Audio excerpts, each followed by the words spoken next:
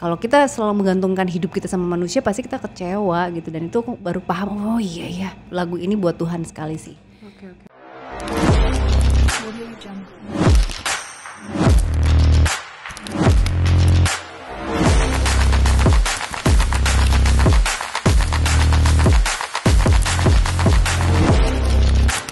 Kayaknya sebelum syuting gue mau tacap-tacap dulu.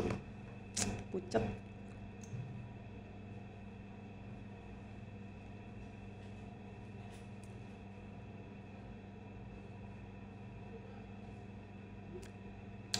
Nah gini kan cakep. Halo Yourfluencer, kali ini gue sudah bersama salah satu musikus dan aktor terbaik di Indonesia. Ada Titi Radjo Padmaja di sini. Hai Kak. Hai, apa kabar? Baik, Kak Titi apa kabar? Baik, udah musikus tuh kayak berat ya. Gimana, apa kesibukannya lately? Sekarang lagi mempersiapkan single ketiga, dan hari ini tuh lagi kesini untuk ngobrol-ngobrol, dan nanti ya aku akan mempromosikan single kedua. Gitu. Jadi teman-teman sedikit resume nih ya. Jadi Mbak Titi ini mulai berkiprah di dunia musik dari sejak awal 2000-an, dan pada 2003 Mbak Titi terdaftar di Institut Daya Musik Indonesia, lalu tergabung juga dalam banyak proyek-proyek besar dalam dunia seni peran, dan tentunya nggak sedikit ya Mbak nominasi dan penghargaan yang didapat. Ya, di film pertama ada Best Actress di FFI. Itu juga nggak sengaja ya, maksudnya orang tadinya main musik tiba-tiba acting, tapi ya setelah itu ada beberapa juga penghargaan di bidang acting sama di musik scoring. Salah satunya Laskar Pelangi ya? Yes. Oke. Ya. Aku mau throwback dikit nih, jauh sebelum menjadi seorang Titi Radjo Padmaja sekarang. Masa kecil Mbak Titi tuh kayak gimana sih? Masa kecil aku tinggal di Danau Maninjau dulu, kalau ada yang tahu itu di Sumatera Barat ya, di Padang. Nama Danau Maninjau itu cukup terkenal karena danaunya indah banget. Jadi aku TK di situ sampai SD kelas 2, kemudian aku pindah ke Padang sampai SMA kelas 2 baru pindah ke Jakarta. Jadi aku cukup lama di Padang, tapi ya belum bermusik ya, tapi udah autodidak bermain piano, udah banyak dengerin lagu-lagu klasik di saat orang-orang di Maninjau tuh dulu di Padang suka dengerinnya Melayu dan dangdut gitu. Ya aku dengernya musik klasik gitu saat itu. Habis itu pindah ke Jakarta, kuliah SMA di Jakarta, dan kuliah di Jakarta juga sampai sekarang. Dulu tuh emang belajar piano itu dulu kan belum ada tontonan ya, maksudnya emang udah punya alat musik sendiri di rumah atau gimana? Dulu ada keyboard di rumah. Oke. Jadi bapakku punya hotel di Maninjau namanya Maninjau Indah. Itu papa kalau untuk tamu-tamu kan ada entertainmentnya ya, jadi ada keyboardnya. Nah di situ aku selalu hampir setiap hari belajar sendiri gitu sampai bisa beberapa lagu. Akhirnya kalau ada acara di hotel dulu aku suka main keyboard gitu sama. Dulu dari mana belajarnya Mbak Titi? Sendiri aja. Jadi dengerin musik terus nyari-nyari notnya di sini gitu terus. Jadi memang mengandalkan kuping ya waktu itu. Berarti emang apa ya, bisa dibilang ini sebuah naluri alami. Ya begitulah. Ya. Dulu gimana peran ayah dan ibu sampai pada akhirnya mendukung Mbak Titi dalam bermusik? Sebenarnya nggak didukung dulu. Apalagi waktu aku memutuskan untuk ngambil S1 musik itu ditentang sama orang tua, terutama sama papa ya, almarhum. Karena menurut papa, kamu ngapain kuliah musik, orang gak ada masa depannya gitu ya. Jadi kayak ya udah deh, karena aku bener-bener bersikeras untuk tetap di jalur musik, makanya aku ya udah deh kalau misalnya papa nggak bisa nggak mau ngebiayain nggak apa-apa, karena dia bilang kamu kalau masuk musik saya nggak support kamu dan saya nggak kasih kamu uang bulanan. Jadi aku berusaha sendiri, aku nge-gig banyak di Jakarta, keliling-keliling ngeband untuk bayar kuliah dulu, dan dibantu juga sama kakak aku sih untuk bayar kuliahnya gitu. Jadi nggak gampang lah, nggak dapet support keluarga yang segitu besarnya sih. Memang harus usaha sendiri dan harus buktiin gitu.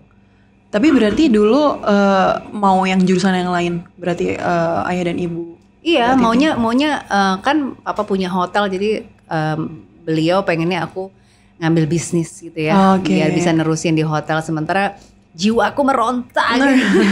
Kayaknya nggak bisa Nggak bisa ya? Nggak ada, ya boleh sih orang Padang jiwanya dagang tapi kayaknya nggak punya. Tapi itu kayaknya nggak ada di aku deh gitu. Iya. Aku pengennya musik banget, jadi memang harus aku usaha sendiri lah waktu itu ya, karena memang ditentang dan aku berantem banget sih sama papa ya, terutama ya. Untung mama tetap support dan mendoakan, tapi mama kan nggak bisa ngasih duit banyak-banyak, cuma ngasih sedikit untuk bantu-bantu. Aku sampai hutang-hutang di Institut Musik Daya Indonesia itu, sampai aku berhutang untuk tetap bisa kuliah di sana, dan untungnya kepala sekolahnya baik banget mau menadah hutang itu. Maksudnya hutang bayar semesternya? Bayar bulanannya, kan itu tiap bulan waktu itu bayarnya. Jadi karena dia ngeliat aku sungguh-sungguh banget, aku bilang, Bu, pasti saya akan bayar kuliah ini, tapi saya benar-benar mau di sini. Jadi please jangan keluarin saya gitu. Terus berarti untuk hidup sehari-hari berarti tetap support dari orang tua ya. Maksudnya ini untuk biaya kuliah aja ya kan berarti. Iya. Oke. Kakakku juga ngebantuin buat hari-hari gitu. Tapi aku memang harus menghemat banget ya, menghemat makanan, jajan apa segala macam, karena bener-bener aku fokus untuk bayar uang kuliah, karena memang saat itu mahal banget ya buat aku untuk bayar bulanannya. Jadi ya memang banyak pengorbanan banget sih. Susah banget cari uangnya gitu. Untung aku waktu itu ya bener-bener mencari uang secara halal ya. Karena kan desperate juga gitu, mau bayar kuliah, nggak tahu mau cari kemana ya. Andalannya satu-satunya adalah main ngegig ya di keliling-keliling Jakarta gitu. Bawa drum set sendiri, ngangkat sendiri, masukin ke, waktu itu ada mobil box, aku masukin ke mobil box, aku nyetir mobil box, turunin drum set, bawa troli sampai masuk ke mall. Abis itu di salah satu kafe ntar aku set sendiri drumnya, terus aku main sendiri. Udah selesai main ya sama band maksudnya, abis itu ya bongkar lagi drumnya sendiri, dorong lagi pakai troli ke parkiran, ke mobil box, aku masukin lagi, pulang lagi jam 1 pagi, jam 2 pagi, besok paginya sekolah, kuliah gitu. Jadi bayangin gak itu? Masih ingat gak dulu gigs pertama apa? Gigs pertama tuh namanya di Club 45 di Blok M. Oke. Bayaran aku dulu 50.000. Oh iya. Berarti itu sekitar tahun 2003, 2004 ya? Iya. 2003, 2004. Ya 2001, 2002 lah ya. 50.000 plus dikasih makan. Tapi apa nih Mbak kira-kira yang ngebuat Mbak Titi mau gitu kayak ke sekolah musik gitu? Karena aku ngerasa saat itu aku sangat suka dengan jazz, musik jazz. Oke. Terus aku pikir yang aku baca dan aku nonton, aku lihat, aku dengar bahwa musik jazz itu memang teorinya susah sekali gitu ya, nggak gampang, dan nggak bisa mungkin hanya untuk hanya nonton dan berbekal autodidak doang. Jadi kayaknya kalau misalnya sekolah bener, bisa tahu teori musik dan bisa tahu bagaimana caranya shortcut untuk bikin musik, mengaransemen dan sebagainya. Karena kan di kampus aku tuh aku belajar as a music director, as a composer, as a arranger, as a conductor, sebagai guru juga, belajar sejarahnya juga, belajar macam-macam. Jadi aku pikir aku bisa memperkaya ilmu di musik itu dengan kuliah gitu. Dan aku pikir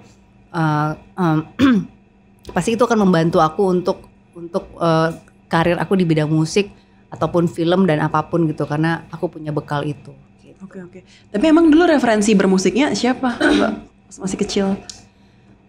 Waktu kecil tuh banyak banget sih. Kalau klasik tuh dengerin Johann Sebastian Bach, dengerin Beethoven. Terus kalau misalnya popnya ya The Beatles. Dengerin juga. Banyak lah musisi-musisi, sampai yang Melayu juga aku dengerin, karena aku di Padang kan orang pada dengerin Melayu, dangdut gitu kan. Jadi walaupun aku tidak terlalu suka dengan jenis musiknya, tapi aku mempelajari mempelajari secara detail musiknya gitu. Dan supaya memperkaya aja, Melayu tuh ciri khasnya seperti ini, dangdut tuh seperti ini gitu, sehingga memperkaya ilmu aja gitu. Jadi aku nggak against dengan nggak mau tahu tentang dangdut dan Melayu gitu. Semua aku pelajarin. Lagu Padang pun aku pelajarin. Tapi akhirnya yang paling condong ke Mbak Titi banget tuh yang mana? Genre apa? Kalau saat ini, kalau dulu tuh jazz banget ya. Jazz banget, oke. Karena memang teman-teman waktu itu mainnya jazz, terus kita sering nonton jazz, terus kuliah juga kebanyakan kan kita belajar basicnya klasik dan jazz gitu ya saat itu. Terus main di Java Jazz itu hampir setiap tahun sampai tahun ke-8 aku main terus. Saat itu memang jazz yang paling melekat. Kalau misalnya sekarang sih lebih karena sudah jazznya sudah menurut aku waktu saat itu udah sering dimainin. Jadi aku coba pop, aku coba rock dan sebagainya. Cuman sekarang yang paling melekat tuh ya apa ya? Aku nggak bisa ngegenrein musik aku single aku yang sekarang ya. Itu adalah hasil dari semua yang aku dengerin gitu. Genrenya apa ya? Kalau dibilang sekarang ada elektroniknya juga, ada apa ya? Elektronik kali ya. Iya. Nah terus apa yang akhirnya juga membuat Mbak Titi memilih drum sebagai instrumen utama dibandingkan dengan instrumen lain? Karena mungkin dari kecil aku tuh tomboy ya, suka sesuatu yang nggak biasa. Kayak dulu di Padang aku tuh ikut-ikutan drag race, yang balap mobil tuh. Itu semuanya iya, itu semuanya di situ saingannya cowok-cowok, aku sendiri cewek. Dan aku pikir aku seneng aja gitu karena apa ya, aku pengen yang beda aja. Itu satu. Yang kedua, kenapa drum? Karena setiap aku main drum tuh ngerasa lebih bisa ekspresif. Lebih bisa meluapkan emosi aku lewat drum gitu, dan asik banget gitu. Kayak susah sih kayak kita jatuh cinta sama orangnya. Kenapa lo sih jatuh cinta sama dia? Kadang-kadang kan ada yang nggak bisa kita ungkapin, karena gue suka aja, gue nyaman dengan dia. Nah aku nyaman banget dengan drum. Aku ngerasa kayak keren banget nih main drum itu. Pas aku main tuh kayaknya soundnya aku suka gitu saat itu. Tapi sekarang aku nggak terlalu main drum lagi sih, karena aku lebih banyak sebagai produser, komposer, sama arranger. Terus pada bulan Oktober lalu Mbak Titi kan ngerilis single keduanya setelah single pertamanya Live and Goodbye yang dirilis tahun lalu ya. Nah itu proses kreatifnya gimana, kan ada nuansa elektroniknya juga? Iya, itu proses kreatifnya sebenarnya awalnya itu dari kontemplasi aku waktu kita awal-awal pandemi itu semuanya harus di rumah kan. Itu aku merasakan kesedihan yang mendalam banget ya, suami juga karena dampak pandemi ya. Pasti kita semua juga ngerasain hal yang sama. Jadi aku banyak kayak kontemplasi, terus banyak merenung, banyak diem gitu kan, me time dan sebagainya gitu. Terus aku ngerasa kayak kok aku ngerasa aku harus mulai bermusik lagi ya gitu. Karena aku nggak bisa diem orangnya kan. Jadi aku waktu itu sudah melahirkan, jadi aku pikir aku pengen kembali lagi bermusik supaya kepala aku tuh muter terus tuh. Ide-idenya gitu. Aku kayak nggak bisa diem terus ya, kayaknya aku udah kelamaan diem terus gitu. Kemarin sempat vakum lah ya, terutama pas menikah. Aku memang fokus ke keluarga gitu, tapi sekarang aku udah mulai bisa berkreasi lagi ya di musik. Karena di film aku belum bisa dulu nih, karena dilarang sama suami. Karena kalau misalnya syuting film itu harus keluar kota berbulan-bulan kan, jadi ninggalin anak, kasihan masih kecil. Jadi kalau musik tuh aku bisa stay di rumah karena ada studio. Jadi aku pengen bisa lebih kreatif di. Berarti ini dibikin sama Kak Petra ya, terus vokal directornya ada Kak Kamga? Bikinnya berdua sama Petra, jadi aku bikin dari scratch lagunya. Belum ada melodinya waktu itu, udah ada melodi, belum ada liriknya. Liriknya dibantu sama Petra, kemudian aku produce sendiri, aku main sendiri, aku bikin aransemennya juga sendiri. Terakhir aku minta tolong sama Petra, jadi kita berdua ngerjain flow ini gitu. Berapa lama Kak prosesnya? Prosesnya 1 bulan. Dari bikin lirik sampai rekaman, iya, sekitar 1 bulanan. Cuman memang itu lagunya sudah 2 tahun ya, 2 tahun yang lalu pas awal-awal pandemi gitu. Aku bikin waktu aku lagi hamil gitu. Kemudian aku nggak bisa produksi karena nggak bisa ketemu sama orang kan. Waktu itu kan harus di rumah terus. Makanya aku ngerasa nih I have to do something nih. Akhirnya aku berpikir aku kayak harus punya studio sendiri. Aku beli speaker sendiri, beli komputer sendiri, pesan alat-alat software semua, alat-alat musik sendiri, dan aku kerjain sendiri studionya di rumah, nyolok sendiri, dan aku mulai di situ untuk aku mau belajar lagi nih mengoperate komputer sendiri semuanya. Biasanya kan dulu ada orang lain ya. Gitu. Berarti produce sendiri semuanya sendiri ya? Iya, Petra masuk belakangan gitu. Berarti pas pandemi tuh ya bikin studio sendiri di rumah pada akhirnya. Iya. Berarti bisa dibilang prosesnya bareng ya sama lagu yang Live and Goodbye. Iya. Live and Goodbye setahun yang lalu ya. Sebenarnya ya memang sedikit banyak bareng, tapi yang flow ini agak belakangan dikerjain. Oke. Boleh nggak diceritain ini tentang apa gitu? Ini tentang ketuhanan sih, tentang ketuhanan. Jadi ya itu gara-gara pandemi itu kan aku banyak mengalami permasalahan ya kita semua punya masalah banyak ya waktu itu ya, kita pasti terpukul banget. Tapi aku ngerasa lagi-lagi tuh Tuhan yang menyelamatkan hidup aku gitu. Dari mulai zaman dulu sampai sekarang, dari mulai aku dulu bucin banget ya. Dari mulai kayaknya mengagung-agungkan manusia gitu, kayak mengagung-agungkan pasangan dan pada akhirnya disakiti gitu ya. Aku pikir karena aku tuh terlalu mengagung-agungkan manusia dibandingkan Tuhan gitu. Kalau aku naruh Tuhan di nomor 1 pasti aku tidak dikecewakan. Makanya sekarang tuh aku ngerasa kayak aku sudah naruh Tuhan di nomor 1. Jadi aku ngerasa dijaga banget dan aku ngerasa diselamatkan di setiap permasalahan yang ada gitu. Tapi kalau misalnya aku menggantungkan diriku sama manusia, dikecewakan. Pasti dikecewakan. Manusia itu menurut aku suatu saat pasti meninggalkan kita atau kita yang meninggalkan. Misalnya kalau ia meninggal atau teman kita keluar kota mesti berpisah, atau dulu kita kayaknya akrab banget, sahabat banget, tiba-tiba sekarang udah asing banget, rasanya cuma ngobrol di sosial media dan sebagainya. Ya aku ngerasa memang manusia itu juga punya kontrak gitu, nggak ada yang abadi gitu. Kalau kita selalu menggantungkan hidup kita sama manusia pasti kita kecewa gitu, dan itu aku baru paham, oh iya ternyata gitu ya. Aku udah sering denger quotes itu udah lama ya, tapi kan kayaknya lewat-lewat aja gitu karena masih muda kayaknya. Tapi oh iya ternyata nggak bisa hidup kita bergantung sama manusia, kita harus selalu menggantungkan sama Tuhan nih. Makanya aku nih lagu ini buat Tuhan sekali sih. Oke. Bener-bener rasa terima kasih aku banget gitu sama Tuhan gitu, kayak I'm in love with God gitu ya.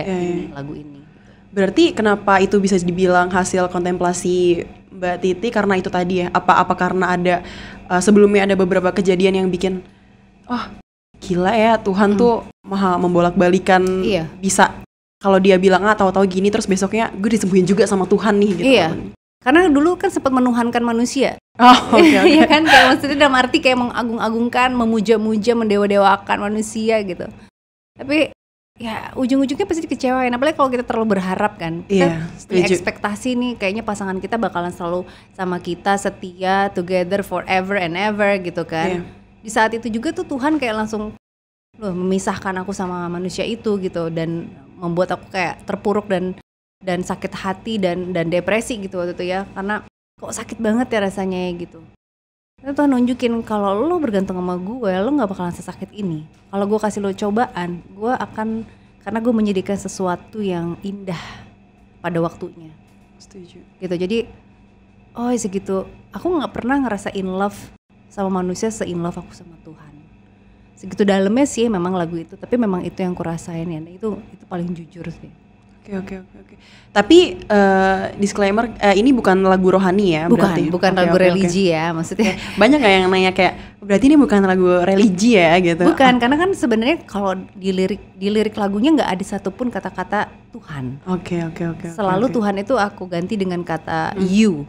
Oke. Jadi ya pasti you itu kan orang kalau baca semuanya tuh berpikir bahwa untuk pasangan, kayak the one and only love gitu kan di lirik ini. Mungkin orang mau berpikir itu pasangan gitu ya, nggak apa-apa juga. Kan nggak ini tersirat sih, nggak yang terang-terangan gitu. Orang bisa juga menyanyikan itu dan dengan maksud untuk sama orang juga nggak masalah. Tapi aku tuh memang buat Tuhan gitu. Kenapa liriknya milih untuk memakai bahasa Inggris? Karena waktu itu pengen bikin bahasa Indonesia, kayak nggak cocok gitu. Jadi ketika aku bikin melodinya, chordnya itu kok rasanya kayak bahasa Inggris. Itu urusan teknis ya, maksudnya kayak ini gue udah coba bahasa Indonesia kok kayak susah ngucapinnya gitu. Kayak lebih puitis tuh bahasa Inggris gitu. Makanya aku pikir saat ini kayaknya cocoknya lagu ini bahasa Inggris, tapi nanti single selanjutnya ada yang bahasa Indonesia. Mungkin kayak ada beberapa kata yang kalau di bahasa Indonesia jadi aneh kali ya. Iya, jadi aneh, dan ketika aku humming itu kan the one and only love gitu, kayak the one and only love di bagian lirik itu kayak aku pengen the one and only love gitu, bukan cinta satu-satunya. Rasanya beda gitu, lebih puitisan bahasa Inggris untuk lagu ini. Nanti akan ada versi akapelanya atau gimana? Karena kan Live and Goodbye dibikin juga. Iya ya. Nanti ada versi remixnya sama gitu. Dipa Barus. Oh iya? Iya. Kapan tuh? Rahasia. Sebentar lagi lah. Oh bentar lagi. Oke. Kepikiran bikin album nggak? Terus kalau mau pengen. bikin lebih milih rilisan fisik atau digital aja? Pengennya fisik sih. Fisik ya? Kayaknya kayak analog sama digital gitu kan, ngerasa analog tuh rasanya beda gitu sama digital. Nah ini kayak fisik sama digital gitu ya. Kayaknya fisik itu kayak enak gitu, ada dipegang gitu rasanya kayak lebih ada bisa ada lebih memorable gitu, lebih ada historinya gitu dibanding cuman ada di platform ya. Menurut aku sih aku pengen bikin apa tuh namanya, piringan hitamnya gitu, pengen ada merchandise-nya gitu. Karena kan sekarang udah jarang yang bikin album ada fisiknya gitu ya. Iya jarang banget sih, pengen. Gak usah banyak-banyak lah nyetaknya, buat yang mau aja. Mudah-mudahan banyak Pre-love ya. Pre-love PO. Iya, mudah-mudahan banyak yang mau ya. Iya, pasti sih karena sekarang rilisan fisik tuh udah jarang banget ya. Maksudnya kalau di play pun juga beda kan dia. Iya, kayak misalnya kita dengerin radio sama dengerin CD kualitasnya beda. Iya. Gitu, dengerin MP3 sama dengerin WAV gitu, beda. Iya, beda. Dengerin CD sama piringan hitam juga beda lagi tuh rasanya. Jadi aku rasa aku pengen dapetin punya fisik dengan kualitas sound yang bagus gitu. Yang paling bagus lah gitu. Karena kan album pertama nih nantinya ya. Mudah-mudahan lancar gitu. Tapi ada kepikiran buat EP dulu nggak, apa mau langsung album gitu? Emang bedanya apa sih kalau EP sama album? Aku juga bingung sih kadang-kadang. Kalau juga nanyain tuh EP yang dikit kan? Dikit, bedanya apa sama banyak? Dikit sama banyak. Bedanya di situ. Kayaknya kalau misalnya nanti aku ada single 3 terus mau album tinggal tambah, kalau album tinggal tambahin 5 kali ya. Gitu. Udah jadi album kan? Iya. Kalau EP tambahin berapa? 2? EP itu 6 gak sih? 6 ya? 6 ya? 6 gak sih guys? Apa EP aja guys? 6 ya EP ya? Iya 6 EP. Ya apa aja lah, ntar tergantung aja. Kalau 6 berarti tinggal tambah 3 lagi ya, lebih gampang ya. Iya. Nah aku sempat lihat tuh di Instagram Mbak Titi yang video Live and Goodbye yang akapela itu kan dibantuin sama Miyake anakku. Yang ini dibantuin juga nggak? Itu sebagai Hari Ibu presence-nya. Ya ini Miyake bantuin nge-shoot untuk behind the scene video klipnya di kali ini. Kalau yang Live and Goodbye single pertama aku, Miyake anak aku tuh ngebantuin satu behind the scene video klip juga waktu di Jogja. Yang kedua dia bikin video liriknya, dia sebagai direkturnya. Terus bikin versi akapela, yang aku nyanyi akapela itu dia yang bikinin video klipnya. Oh emang terjun juga ya maksudnya? Dia itu memang bakat sekali ya, bakat seninya tinggi, melukisnya ya, bagus. Aku sempat lihat tuh Instagramnya, di Instagram yang satu lagi yang dia melukis bagus banget. Makasih loh sudah mengunjungi Antang, perhatian banget. Dia itu sempat kemarin menang Best Director di sekolahnya. Oh iya. Ya, untuk film pendek. Jadi dia bikin film pendek, dia jadi director, terus dia menang. Sama dia dapat Best Director sama Best Art Director. Hebat sih anak itu.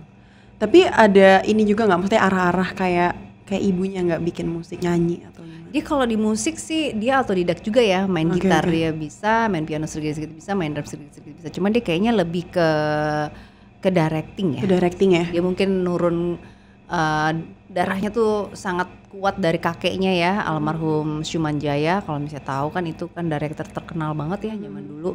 Itu kakeknya Miyake, jadi mungkin itu darahnya mengalir ke dia deras sekali kayaknya. Tapi kalau dari keluarga Mbak Titi sendiri ada yang darah seniman nggak? Maksudnya kayak keluarga yang... Kalau dari aku nggak ada. Aku juga bingung, sampai mamaku bilang kayaknya kamu anak angkat deh. Kamu turunan siapa ya? Maksudnya mama aku ya ada ngeband dulu, cuman ya nggak serius ya. Terus ibu rumah tangga, sama papa businessman, nggak ada yang seniman.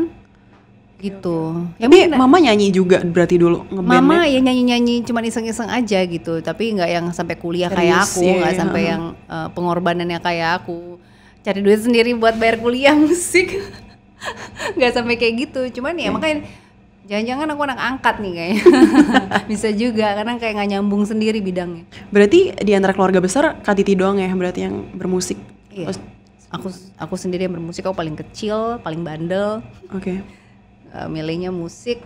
Ya tapi alhamdulillah papa tuh cuma bilang gini, saya cuma pengen lihat kamu buktiin aja kamu serius nggak di musik. Saya cuma takut kamu nanti kalau yang papa lihat tuh pemain musik tuh nggak ada yang bener gitu kan. Oh dulu sempat bilang gitu juga. Iya. Terus tapi akhirnya gimana, goyah nggak? Oh iya juga ya kata orang tua gue nih. Nggak gue kuliah ada. ekonomi aja ya. Nggak. Gitu. Justru ya? papa semakin kayak gitu semakin aku tantangin. Oke, papa mungkin yang papa lihat tuh semuanya nggak bener gitu. Mungkin lingkungan papa yang papa lihat semuanya nggak bener. Cuman bukan berarti semuanya musisi itu nggak bener.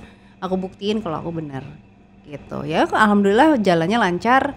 Terus pertama kali tuh papa tuh bangga banget ngeliat aku tiba-tiba main drum di depan Ibu Megawati. Itu dia sampai itu tahun berapa? Tahun berapa ya zamannya Megawati itu?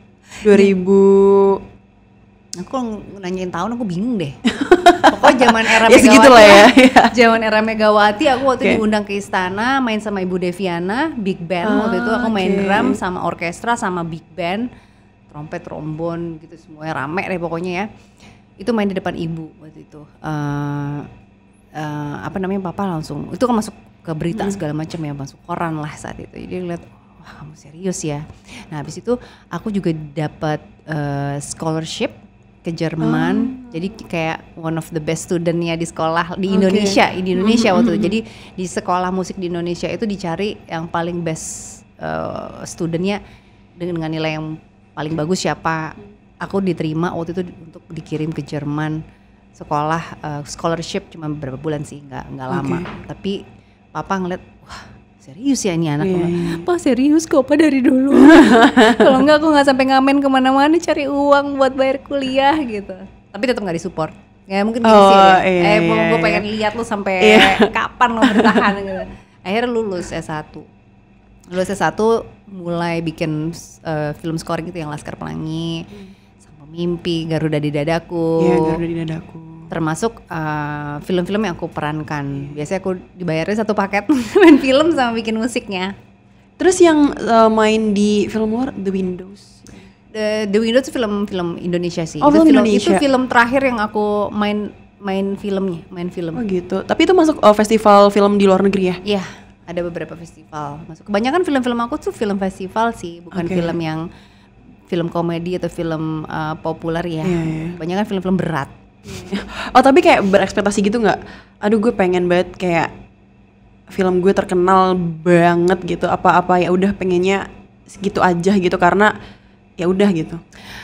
Kalau misalnya nih ada dari dulu tuh aku nggak pernah berpikir bahwa pengen terkenal dari mulai karya dari mulai diri aku sendiri gitu. Jadi termasuk sekarang kayak orang ganti kamu kok ganti nama Titi Rajo Padmaja dari Titi Rajo Bintang, kamu nggak takut popularitas kamu turun? Aku pikir semua ada masanya kok. Yang penting selama aku berkarya sebaik-baiknya. Aku punya achievement yang cukup banyak waktu dulu main film dan bikin film scoring gitu kan. Udah cukup buat aku. Dan itu achievement juga itu sebenarnya bonus, bukan target utama. Oh target gue pengen menang FFI Best Actress, nggak pernah di kepala aku. Ternyata pas film pertama dapet kan. Aku ngerasa bangganya karena ternyata kerja keras gue ada hasilnya ya gitu, diapresiasi. Ternyata sesuatu yang kita kerjakan dengan sungguh-sungguh tanpa berharap mau mengejar popularitas dan hal-hal yang nggak penting lainnya itu ada hasilnya gitu. Terus film kedua Minggu Pagi di Victoria Park juga dapat Best Actress juga di Festival Film Bandung. Aku juga kaget juga nih kenapa gue dapat terus ya gitu. Tapi beban juga karena wah orang pasti akan nunggu nih setelah ini apalagi. Cuman aku pikir ya aku basically bukan pemain film gitu, basically musisi. Jadi sebenarnya ini udah berkah banget aku bisa main film dan dapat award gitu. Jadi ya jalanin aja. Musik yang aku pilih juga jazz, nggak yang terkenal gitu. Jadi kebetulan mungkin orang tahu aku karena aku di TV gitu ya, Indonesia Mencari Bakat dulu gitu. Ya itu bonus. Gitu. Dan kemudian sekarang, kamu sekarang bikin lagunya udah lama nggak nongol. Terus bikin lagunya bahasa Inggris lagi, terus ganti nama lagi, ya makin gak ada yang tahu dong.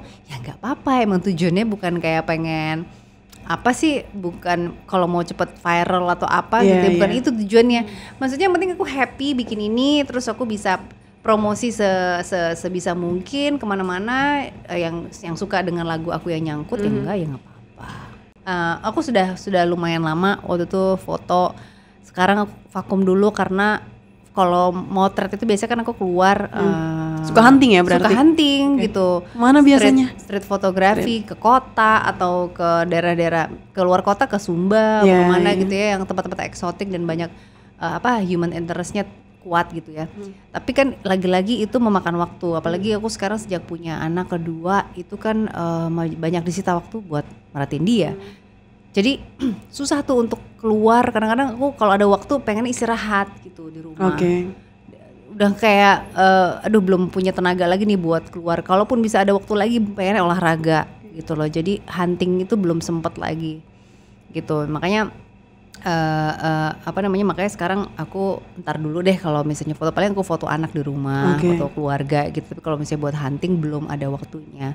Tapi kalau ngomongin human interest memang kayak foto-foto di Sumba itu aku ambil waktu aku syuting film dokumenter, karena aku lagi bikin film dokumenter sebagai sutradaranya.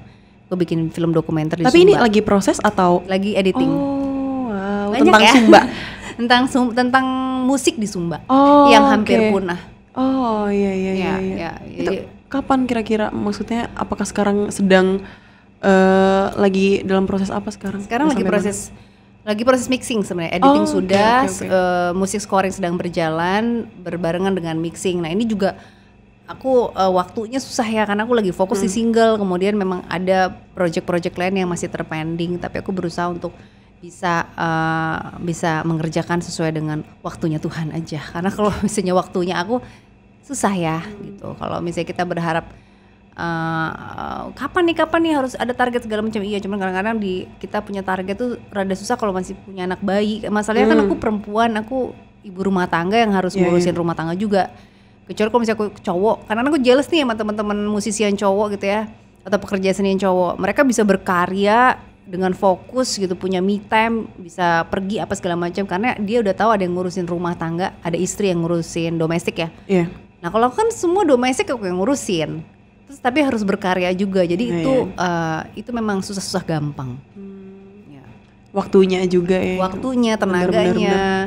Karena kan kalau misalnya ya itu kayak aku bilang kalau ada waktu istirahat aku pengennya istirahat gitu. Jadi kadang-kadang memang bikin single ini juga nggak gampang karena aku butuh me time, butuh fokus. Dan kadang-kadang kalau lagi rekaman tiba-tiba anakku nangis gitu, aduh tunggu. Itu kan bisa mengganggu konsentrasi kan. Ya tapi memang I have to deal with that karena kan aku ibu rumah tangga. Prioritasku sekarang ya sebagai ibu rumah tangga gitu. Oke, terakhir nih, akan ada project apa selanjutnya? Maksudnya selain yang tadi ada remix bersama Dipa Barus dan akan ada film dokumenter, apalagi nih? Apalagi ya? Apa tuh? Nanti aja ya. Oh, rahasia. Kadang-kadang kalau disebutin nanti pamali gitu. Oh iya, kan. benar. Sementara musik dulu, aku pengen bisa konsisten di musik karena ya susah-susah gampang karena aku juga ibu rumah tangga, tapi bukan berarti aku kayak patah semangat selalu mengeluh dengan keadaan. Maksudnya aduh enak banget ya orang lain tuh bisa ini, tapi justru tantangannya di situ gitu, supaya aku dapat balance-nya. Yang penting aku bikin karya itu aku happy, bukan mau membuat orang lain happy. Setuju. Gak mau please orang, bikin yang pop dong, bikin yang laku dong. Ada sih lagu-lagu yang laku, sempet tuh aku waktu itu diambil sama beberapa label besar dan dulu ada lagu aku yang laris banget menurut beberapa produser, tapi aku nggak mau keluarin karena aku pikir kok jiwa gue nggak selaris itu ya. Mungkin dulu karena udah sering kelamaan main jazz kali ya, jadi kayaknya idealis gitu dan anti mainstream gitu. Tapi ya yang penting aku pikir sekarang aku mau melakukan apa yang aku suka. Nanti kalau misalnya mau ada bahasa Indonesianya yang sesuai dengan hati aku, jadi tapi nggak mau ngeliatin pasarannya kayak gimana. Biar aja pasarnya yang jemput. Kayak ya udah lebih, ya udahlah kayak untuk laku atau enggaknya itu bonus, yang penting gue berkarya. Dari zaman dulu kan aku laku enggak tuh bonus juga sebenarnya. Gitu. Oke deh, terima kasih Mbak Titi sudah hadir di Yourfluencer kali ini. Ditunggu karya-karya selanjutnya. Dah, kita berdua pamit. Dadah, thank you. Thank you.